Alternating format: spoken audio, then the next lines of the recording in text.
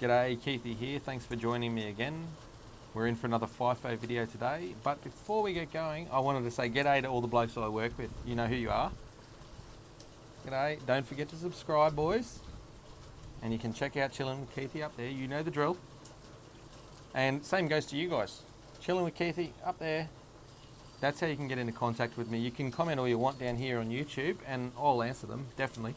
But if you want to have a conversation with me or ask me some questions or something like that, feel free to get up there to Chilling with Keithy and you can get one-on-one with me and we can have a yarn, discuss whatever you want to discuss, even if it's four-wheel drive related, mining related, if you just want to say good day. You get quite a lot of you guys, a lot more than I ever anticipated. You might also notice it's pretty dark too. It's actually raining here. I've just knocked off night shift. I've had breakfast and I thought I'd knock this video up for you because it's something I've been meaning to do for a little while. Yeah, don't forget to subscribe, guys, down there. You'll see a few of these videos in a row. I've got a few lined up coming out for you, so stay tuned. If you subscribe, you'll get all of them when they come out and you won't miss any of it. Alright, so today's video is questions from you. These are questions I probably should have done 2 or 3 of these because I do get quite a lot of questions. But what I'm going to do today is the top 10 questions that I get from you on Chilling with Keithy. I get a few on the YouTube comments down here as well, but I get a lot more, I can tell you now, on Chilling with Keithy. So without further ado, let's get into it. The first one is, what is FIFO? F-I-F-O. It might be obvious to some, but it's not to everyone, so I'll lay it out. It's fly in, fly out, the acronym FIFO. So obviously you live a long way away from where the mine is, they'll fly you out there, you spend your time out there, then they'll fly you home. So in my case, I'm 800 kilometres from here. I'll do my time and then I'll get back on a plane and head home. There's also another acronym, DIDO, drive in, drive out. So for example, if you live within a couple of 100 Ks of the mine and they have a camp, they might also offer drive-in, drive-out positions where you stay at the camp but you just drive your way in, and then after your week or 2 weeks or whatever it is, you might drive home. So there's that there. Basically, it's people who don't live in the town that the mine is located. Fly in, fly out, or drive in, drive out. The second one I get a lot, and I've talked to a lot of people about this. I also had that video up there. If you haven't seen that, there's a bit of information in there. I'm going to make it brief here. People have asked me, how do I get a job in the mines? In that video, I explained my story and how I did it. I recommended for those who don't have any experience or really want to just work it out for themselves, find out what the FIFO thing is all about, to get in as a contractor. So you can get into as a contractor through contracting companies. Obviously there's Dawson's, I think Barminco are still going. There's whole heaps of them, like 2PH up here. It depends what you specialise in. If you don't specialise in any of them, you're going in as a labour hirer, and you can fill it out from there. You might even get some scaffolding tickets, or you might become a TA to a fitter or a boilermaker or something like that.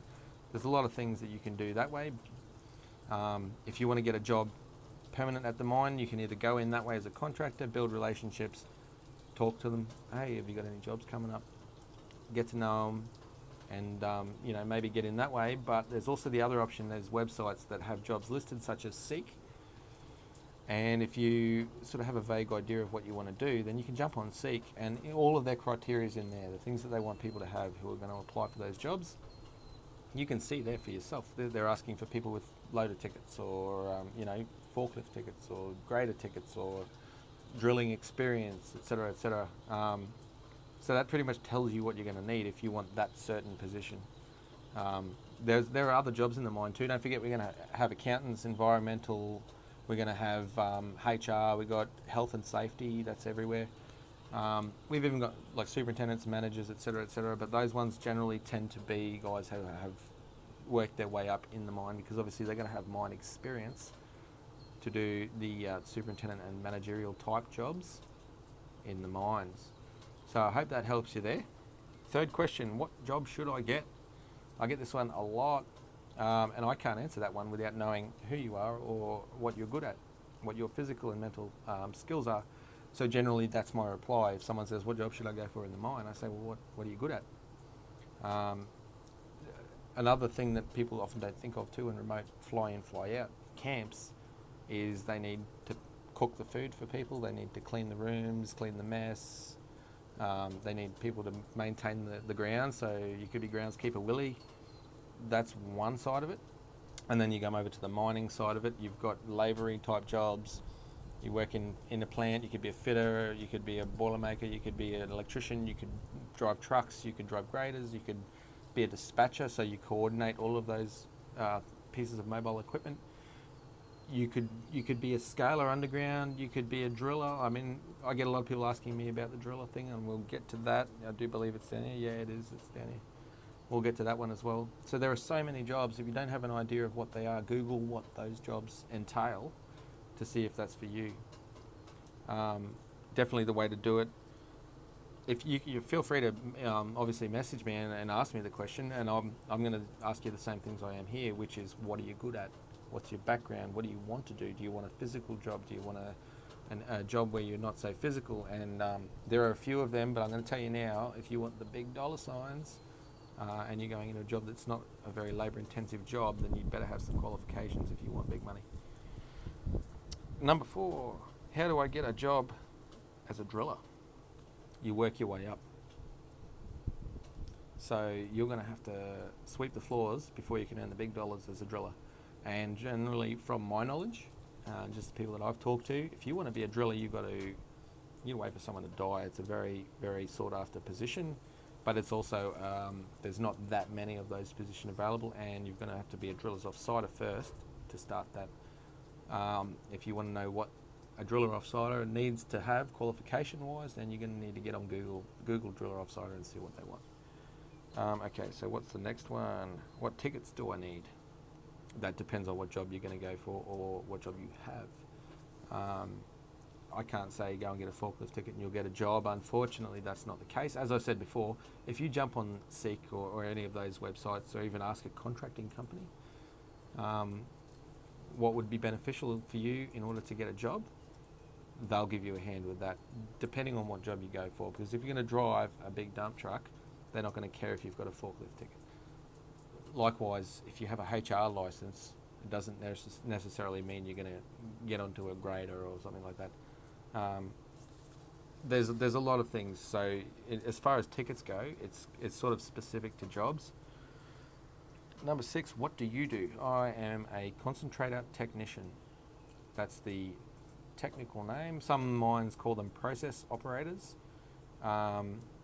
Some people call them mill rats, I guess, I don't know. So I work in a processing plant, a concentrator it's called, and we take the ore. So underground send us up the ore. We used to be open cut, but now we're underground. We get the ore, it goes up a big conveyor into a mill, gets crushed down to nothing with a bit of water and whatnot. If it's too big, like it hasn't been crushed down enough, it'll go and get classified and go to another mill to get ground down even further. And then we'll float it.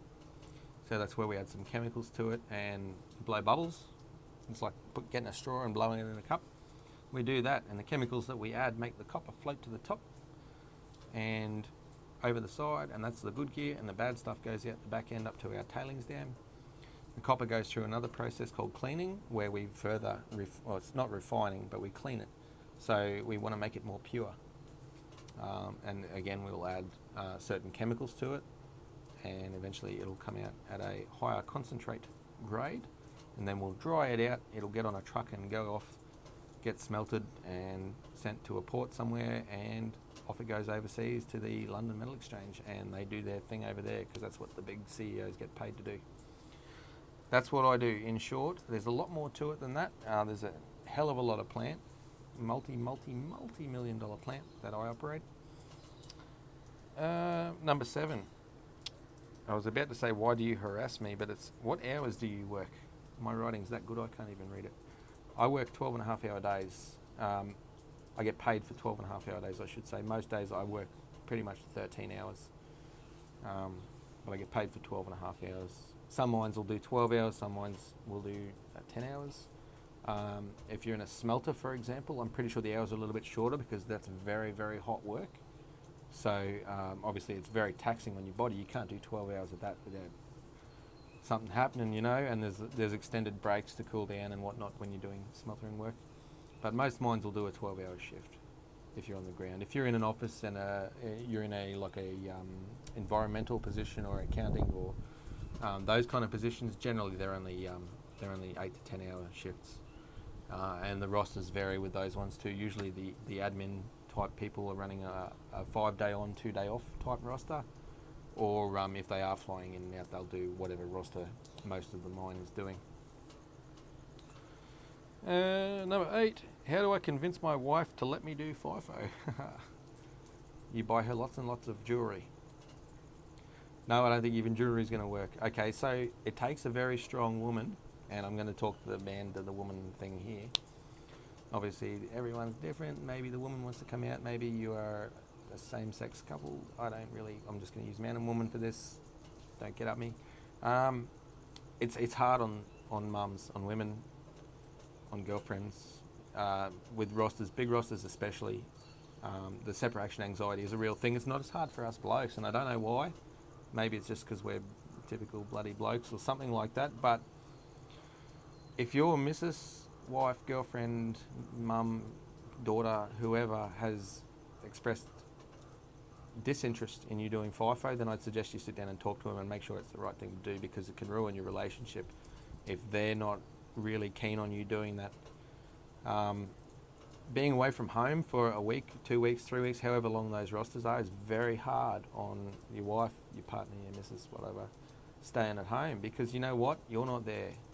You're not there to help out when the bloody light bulbs break, or the car breaks down, or the neighbours start yelling stupid obscenity because your dog won't shut up. You're not there to be the man of the house. They've got to do that. They've got to raise the kids. They've got to do all of the housework. They've got to mow the lawns. Sorry about that. Everything that happens at home 24/7, when you're not there, old mum's got to pick up the slack. So it's very hard on them. Not every woman, is built to take that. I can imagine how difficult it would be.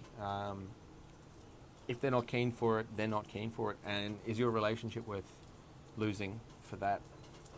You do need to ask yourself that. And can you get a job somewhere closer to home that might have a better roster, or offer very similar money to what you can get in the mines?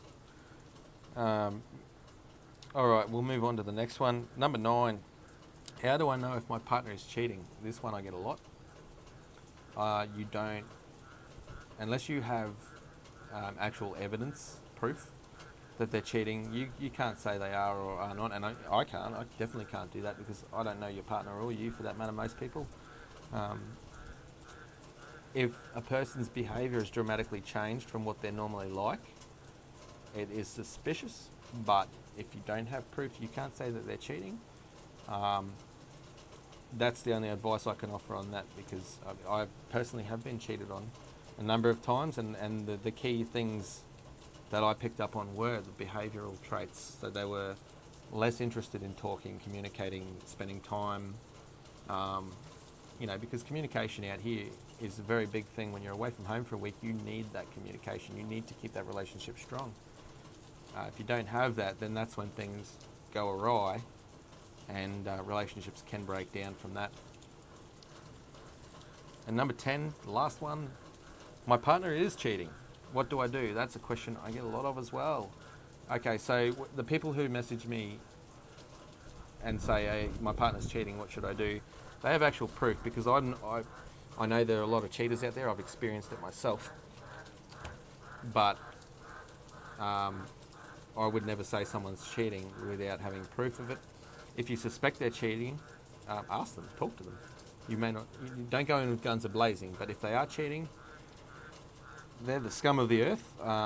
Personally, I have experienced that, and I despise cheaters. I really do. They break up families. They break up what was a seemingly normal relationship or household. They break up a lot of things. They cause a lot of stress. There's financial stress. There's emotional stress, especially if you've been with someone for a very long time. Now, I've heard of some very severe cases of cheating from you on the Chilling with Keithy. I've had some very in-depth conversations, and I really feel for those who have messaged me. You know who you are. Regarding those matters, there's some very, very bad stuff going on, and that I can only imagine how painful that would be to be going through that.